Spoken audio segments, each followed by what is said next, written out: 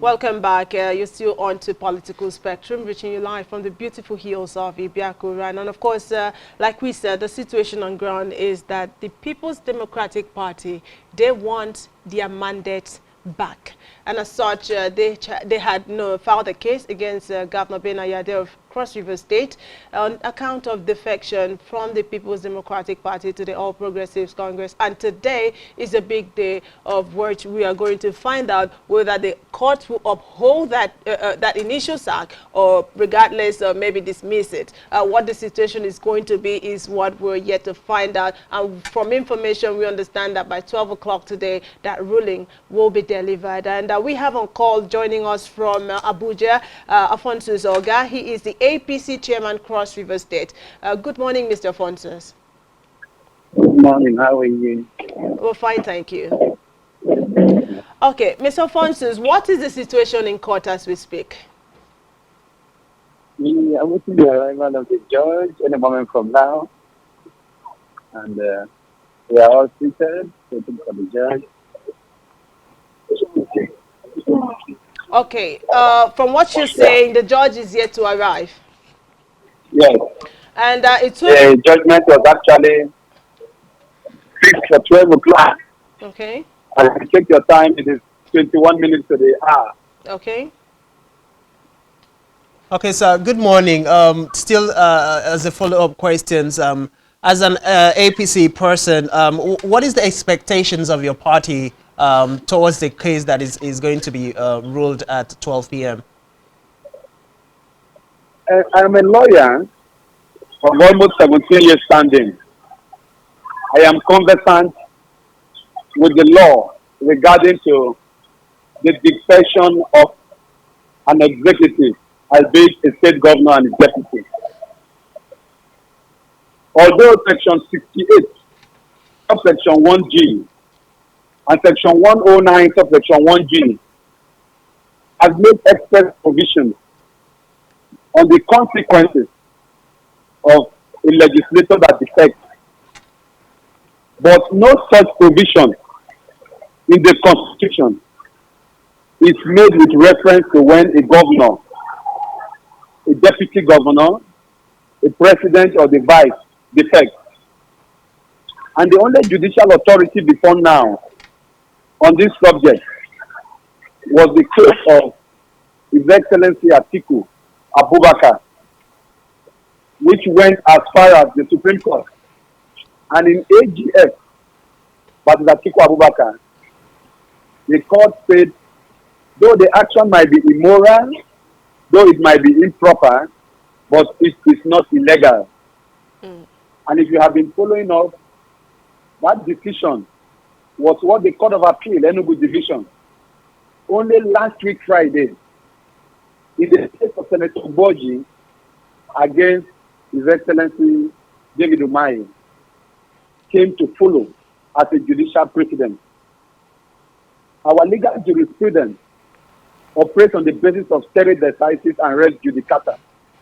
But once a decision has been given by the highest court of the land or the intermediate court, the court below are bound to follow.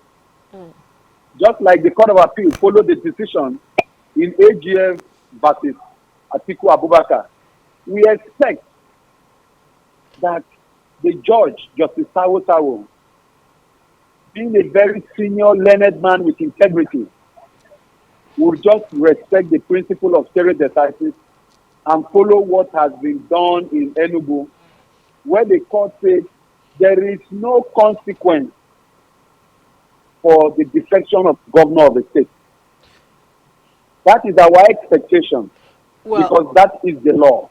Well, sir, in as much as... God, because only yesterday, the judge himself had to call on the party to address him on the import, the consequences and the implications of the judgment of the Enugu Division of the Court of Appeal as it relates to this matter. Well, you know, those two... let me cut you there. Let me cut you there. You know, there is an argument that those two cases are different. They don't go together. Now, having established that, and you have rightly quoted as a legal practitioner, that the section of the Constitution, Section 68 sub 1G and Section 109 sub 1G as well, actually makes provision for legislators to be sacked on account of defection from one party to the other. And now that being established, you understand the situation in Cross River State. The Speaker of the House of Assembly, the Deputy Speaker, as well as 17 other lawmakers joined Governor Ben Ayade to defect to the All Progressives Congress. Now that being the case, do you think that Governor Ben Ayade can escape this? Peradventure, perhaps, if the court actually says, yes, you can stay in office, do you think other lawmakers does have a case that is viable in the court? If you had followed the facts and the law as it relates to the legislature, if you followed my interview on Arise Television 2 weeks ago, there would have been no need for me to repeat myself in this case. Unlike other states, the case in Cross River State came within the legal excusable situation under the proviso to Section 68, subsection 1G, and Section 109, subsection 1G. That proviso is to the effect that if there is a division in your political party, you can be allowed to defect. But there was no division within the People's Democratic Party. You are not the one that would tell me that there was no division. From what we know, the governor said he's leaving on account that he's trying. Let me take you on that. He was saying that he's leaving the People's Democratic Party on the account that he wants to bring the federal president into Cross River State. Hold on. When you listen to me, when you ask me questions, allow me to answer you. That is why you brought me here. You don't bully me with questions and don't allow me to answer. Don't follow what you heard the governor express. Because in terms of communication, there's what we call express communication and implied communication. Let me tell you what was the underbelly. The party was in heavy division. The judgment that came out of that division is a Supreme Court judgment that was delivered on the 6th day of January 2021 in a case of PDP against Senator Judgement. It's a Supreme Court judgment. The list of the divided ward and chapter executive in Cross River State are all matters of fact which the court do not need to take judicial notice of. You understand? Which the court needs to take judicial notice of and does not require proof. So when I'm telling you, I'm speaking to you as a man of integrity. Well, I'm surprised that you say we shouldn't follow the words of the governor of Cross River State on his account of defection, because perhaps if that was the case, he would have mentioned it when he actually left the People's Democratic Party to the All Progressives Congress. But knowing that you said you're a man of integrity, well, perhaps we'll look forward to the judgment. But away from that, there are other pressing issues, which of course, you know that perhaps if the lawmakers are sacked and they don't get to stay, because the People's Democratic Party will argue that they didn't have any such division within the People's Democratic Party. And I recall on that account of defection, the speaker came up to say that it's a hate speech, the hate that Governor Ben Ayade is receiving from the People's Democratic Governors Forum. And I mean, hate is not a viable ground for a governor to defect from his political party. In Cross River State, do you know what we call the PDP in Cross River State? We call them masters of political chicanery. We call them jiggery pokerers. If you take anything they tell you seriously, then it's at your own peril. Today you have a senator, a man that calls himself a senator, sitting in the hallowed chambers of the Senate in utmost disregard to Section 141, subsection 1 and 2 of the Electoral Act. So in utmost disregard to Section 285, subsection 13 of the Constitution of the Federal Republic of Nigeria, that says that unless you go through all the process of election, no tribunal can declare you a winner. That is the kind of party that you are taking their comments seriously. Okay, and I tell you, you are taking that at your own peril. Okay, sir. I have a question for you. Considering the fact that Governor Ben Ayade, being the Chief Security Officer of Cross River State, is expected to be not just a political leader, but a father who makes peace. How would you say he's choosing to leave the PDP when there were divisions, as you've rightly mentioned, is a right step for a leader of his magnitude and standing? I have just told you that the clear provision of our law is that where a governor or any executive office holder defects, it has no consequence.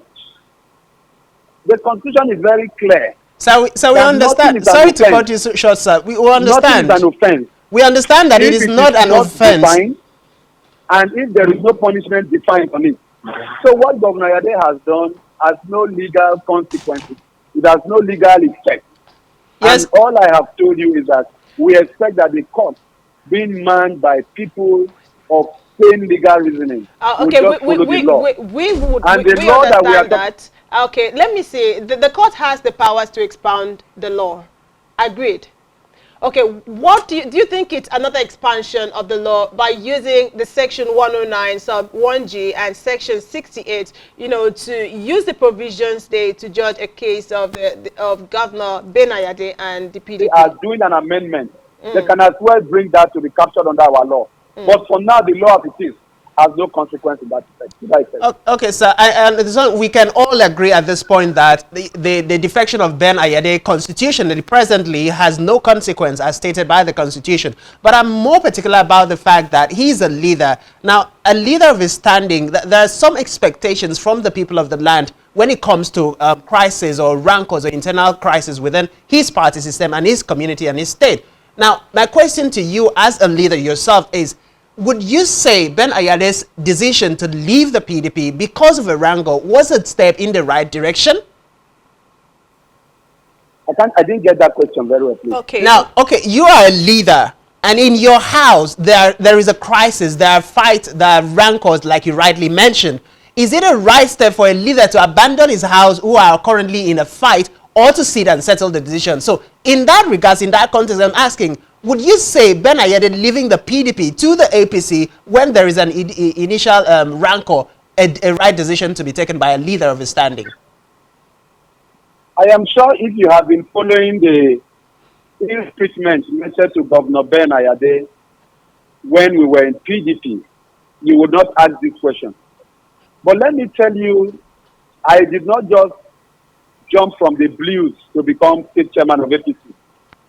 I was the unopposed state chairman of PDP, properly ratified at the Court of Appeal, before I threw away that mandate and that legal insignia on the 20th of May when the government left. But let me tell you what was the case before then. After the 2015 election, Governor Ayade was at the court when his mandate was being challenged by Chief Joe Adi SAN. The PDP, a party that brought him to power, barely a month or two, abandoned him.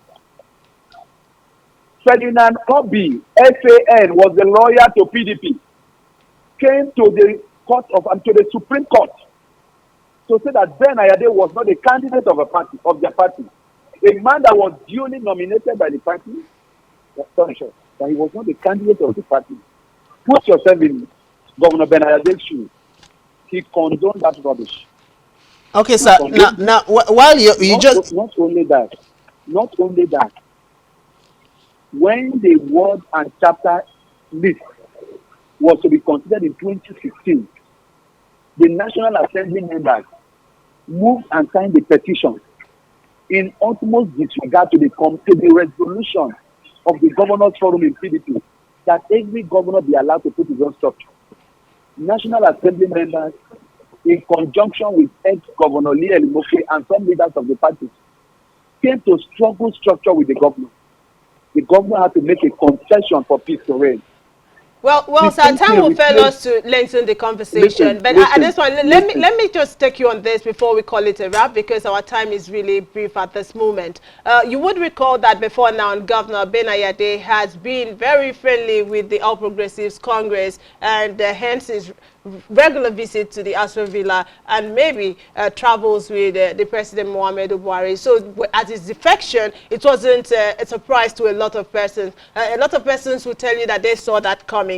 Would you still say on that grounds that it was a hate from the People's Democratic Party that laid him, or maybe from your point of view, you said it's the rancor within the People's Democratic Party that led to his defection. Would you still hold that opinion?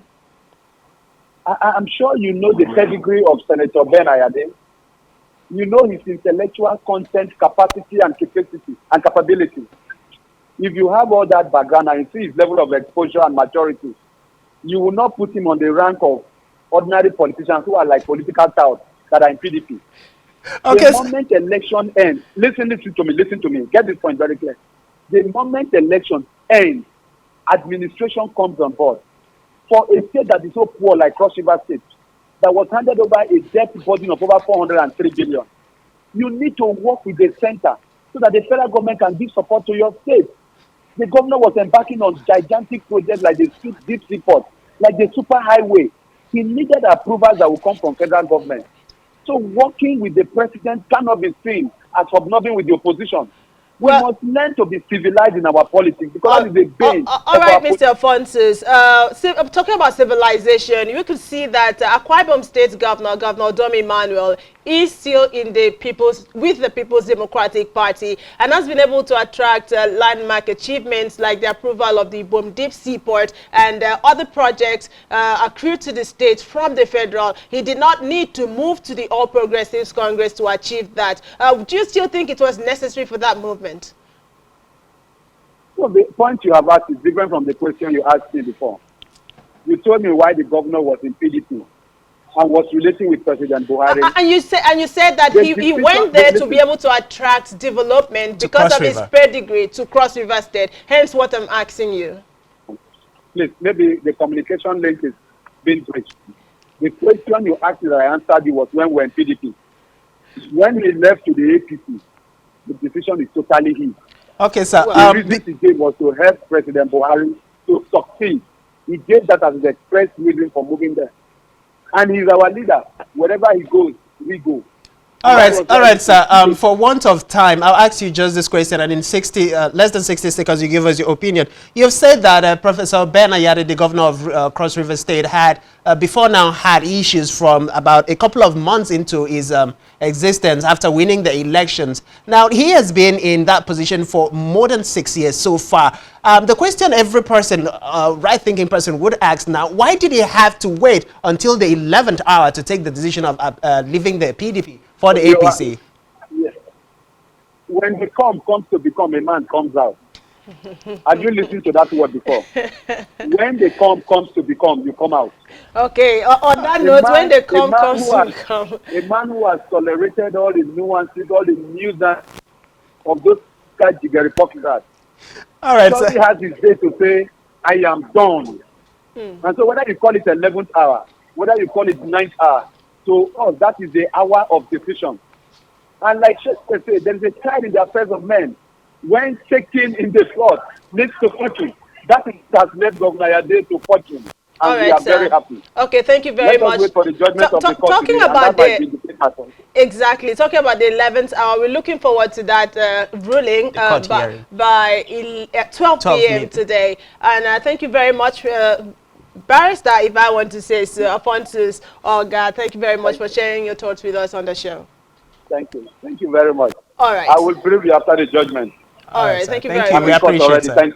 Thank you, sir. Thank you. We look forward to it. And many thanks for watching the show. It was nice having you at the other end. Do well to join Political Spectrum tomorrow for another super edition. My name is Otobasitam. And I am Frank Cizede. Thanks for being there. Coming up at 12 is our news. Stay tuned.